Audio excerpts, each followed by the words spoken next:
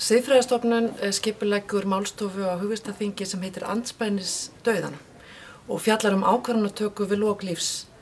Það hefur verið talsvert rætt það í íslensku samfélagi á síðustu misserum hvort það eigi að leyfa til dæmis beint líknardráp með aðstoð læknis og við munum takast á við þessa spurningu. En við munum líka og ekki síður fjalla það hvernig meðferð verið að veita við lok lífs og þá sálgæslu sem verið að veita. Þarna verður sjúkrahúsprestur Guðlaug Helga Ásgeirsdóttir og Valgerður Sigurðardóttir yfirlæknir á líknardeild Landspítalans og heimspekingar eins og Jón Kalmansson sem mun fjalla merkingu dauðans, en auðvitað hefur kannski dauðinn verið að fjarlægast okkur svolítið í nútíma samfélagi. Hann ekki lengur inn á heimilum okkar, heldur inn á stofnunum, inn á spítölum.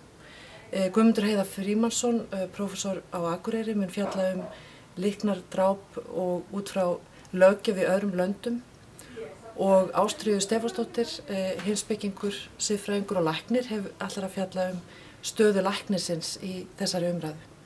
Og sjálf mun ég fjalla siðferðileg álitaefni og rökin með og móti því að leyfa beint líknardráp. Þetta mjög mikilvæg umræða í íslensku samfélagi og það mikilvægt að við tökum höndum saman og leiðum fram ólík sjónarmið og það ætlunin með þessari málstofu sem vonandi verður líka frekara rannsóknarverkefni á vegum Siðfræðistofnunar.